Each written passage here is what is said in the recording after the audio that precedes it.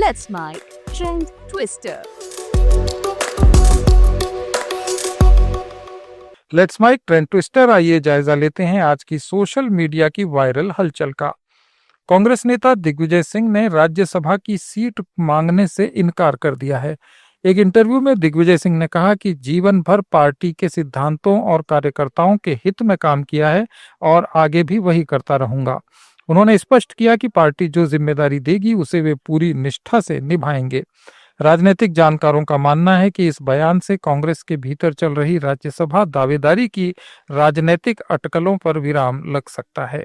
This party resolutions are that the person should not be given 2 consecutive terms of Rajya Sabha. So that's it. So you know this is going to be your fight when you sign off in 26. I'm quite happy. You're happy. And I'm looking forward to it. You're looking forward to it. How are you going to use the time? Well, I have a plan. Which is? I'll let you know. More Padyatras? Maybe not. So no Rajya Sabha again. Why are you so particular Because a lot of people seem to suggest that you're lobbying for one. What nonsense. No, all nonsense. I've never lobbied for myself. Nothing do. I've left it to my high command. If they say कि एक और बार दिग्विजय जी back to back repeat कर देते हैं इस बार. The point is, when the party has taken a decision, no third term continues third term. Of course, there have been exceptions, but I'm not going to ask for it. Bihar चुनाव को लेकर प्रशांत किशोर के बयान लगातार जारी हैं। उनका एक वीडियो वायरल हो रहा है जिसमें वे कह रहे हैं कि जो विधायक हर बार लगभग 60,000 वोट लेकर जीतते थे, इस बार 1,20,000 वोट हासिल कर रहे हैं। उन्होंने इस पर तंज कसते हुए कहा कि क्या बिहार को स्विट्जरलैंड बना दिया है। पीके ने आरोप लगाया कि बिहार चुनाव नतीजों में धांधली हुई है और जन सुराज को मिली हार जमीनी हकीकत से मेल नहीं खाती। देखिए, जो लोग 60,000, 65,000, 70,000 वोट लेकर जीतते रहे हैं, 2 बार से 3 बार से 4 बार से एमएलए हैं। सुनिए, एक मिनट रुकिए। 2 बार से 3 बार से 4 बार से एमएलए हैं। वो चौथी टर्म में, 5वीं टर्म में इस बार 1,20,000 वोट पा गए। तो क्या बिहार को उन्होंने स्विट्जरलैंड बना दिया है कि आप एमएलए के तौर पर पिछले 4 बार से जीत रही हैं, आपको 60,000, 65,000, 70,000 वोट आता है। इस बार प्रीति चौधरी को 1,20,000 वोट आ गया।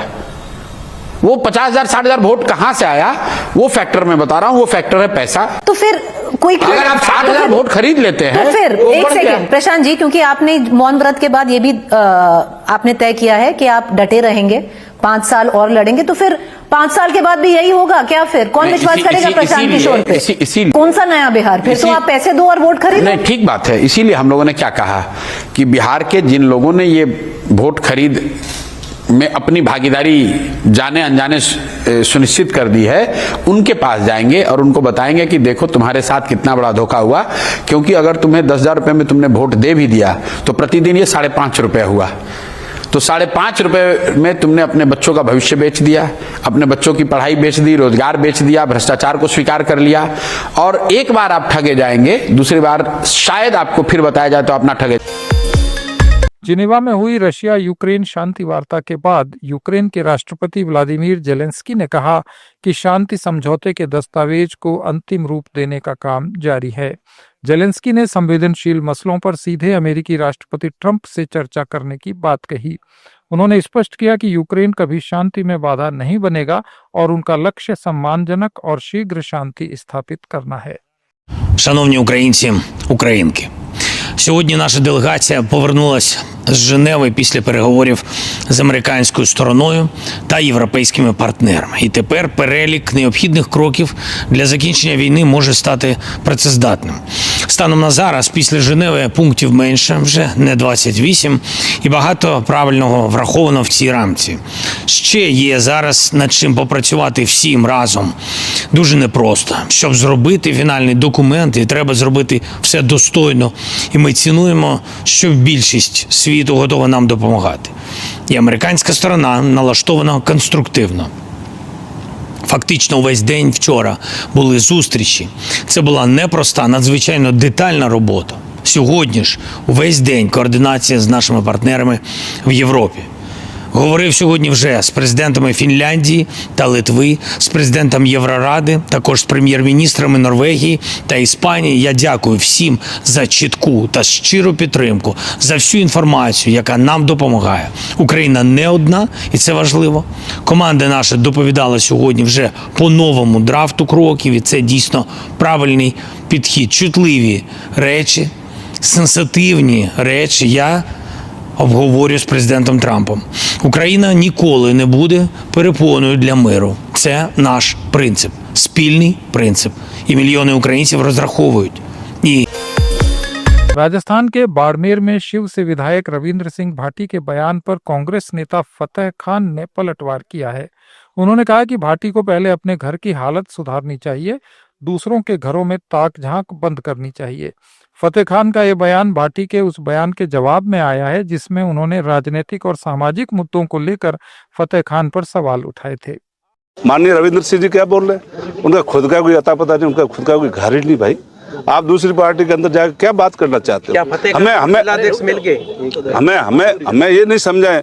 मैं माननीय हमारे विधायक महोदय को समझाना चाहता हूँ, आप हमें ये नहीं समझाए हम हमारे समाज में क्या करेंगे, हम हमारे बुजुर्गों को क्या उनकी इज्जत करेंगे, क्या आबरू करेंगे। हम अपने आप सक्षम है। आप अपने समाज में क्या है वो आप अपना घर संभालिए, हमारे घर में कृपया ताक झांक नहीं करें, यहाँ उनको कुछ नहीं मिलने वाला। ये मैं आपको मैसेज देना चाहता हूँ। बाड़मेर की कांग्रेस आपको मजबूत है, मजबूत दिखेगी। भविष्य में जब चुनाव होंगे तो बीजेपी के बोरिया बिस्तर बांध लिए जाएंगे और जो निर्दलीय घूम रहे हैं वो मैदान में भी नहीं आएंगे, ये मैं आपको कहता हूँ। राजस्थान के पूर्व मुख्यमंत्री अशोक गहलोत ने वरिष्ठ IAS अधिकारी अखिल अरोड़ा को लेकर सरकार पर तंज कसा। गहलोत ने कहा कि जब उनकी सरकार थी तब यही अधिकारी अहम पदों पर थे और शानदार काम कर रहे थे। अब वही अधिकारी बीजेपी सरकार में भी महत्वपूर्ण जिम्मेदारियां संभाल रहे हैं। गहलोत ने बीजेपी पर निशाना साधते हुए कहा कि ये सरकार काम कम आरोप ज्यादा लगाती है। अब वो मिस्टर अखिल अरोड़ा लगे, हमारे वक्त में इन्होंने कहा था कि इनके अधिकारी को ऊपर आरोप लगाए थे हमारे वक्त में, तो सरकार नहीं बनी थी। अब बताइए आप, वही अधिकारी हमारे वक्त लगे हुए थे, वहां पर इम्पोर्टेंट पोस्ट उनको ला रहे सबको। कांग्रेस की सरकार आएगी इसका हिसाब अधिकारी सब वही आ रहे हैं। अधिकारी कांग्रेस के आ रहे हैं तो इनके अधिकारियों से विकास हो नहीं जाएगा, तो उनको सोच रही बात है। हम तो मानते हैं हमारे अधिकारी हमारे वक्त में अच्छे। ये युग नया राजस्थान के सवाई माधोपुर और करौली में डूंगरी बांध बनने से विस्थापन को लेकर ग्रामीणों का कहना है कि वे इसके लिए तैयार हैं और बांध का निर्माण होना चाहिए क्योंकि ये किसानों और जनता के हित में है। ये ग्रामीण असल में वे पीड़ित है जो डूंगरी बांध के बनने पर असल में विस्थापित होंगे, लेकिन उनका कहना है कि सरकार उन्हें जहां चाहे बसा दे, वे इसके लिए तैयार हैं।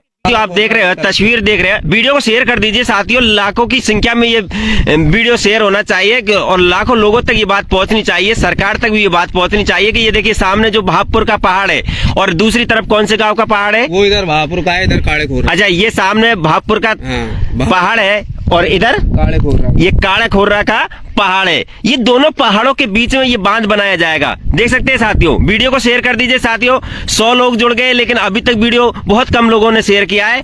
आप ज्यादा से ज्यादा शेयर कीजिए क्योंकि आज इन लोगों की मन की बात हम जानना चाहते हैं। सपोर्टा इलाके के जो लोग हैं वो चाहते हैं कि बांध नहीं बनना चाहिए और यहाँ के जो स्थानीय निवासी है वो चाहते हैं कि बांध बनना चाहिए। आखिर अब ये विरोध की स्थिति है। सरकार भी कह रही है कि हम बांध को बनाएंगे, लेकिन सरकार ने कल स्पष्टीकरण किया। डॉक्टर करोड़लाल जी ने जो वार्ता की, प्रेस वार्ता, उसमें कहा कि 16 गांव भी वहां पर हम विस्थापन करेंगे, जिसमें 9 गांव पूर्ण रूप से विस्थापित होंगे, 7 गांव आंशिक रूप से विस्थापित होंगे। तो आप लोग चाहते हैं कि बांध बनना चाहिए? बिल्कुल बिल्कुल। आपको यहाँ पर क्या समस्या है? यहाँ पे समस्या ये करीबन 5-6 महीने से लाइट भी नहीं आ रही है। अरे 6 माह से लाइट? हाँ जी। क्यों नहीं आ रही? लाइट की क्या प्रॉब्लम हो गई? पूरे पानी की वजह से तार खम्भे सब नीचे कर गए, टूट गए। अच्छा, तो ये तो बहुत बड़ी परेशानी है। जब लाइट नहीं है तो जीवन अंधेरे में। ये थे आज के कुछ वायरल पोस्ट्स। अपडेट्स के लिए जुड़े रहिए लेट्स माइक के साथ।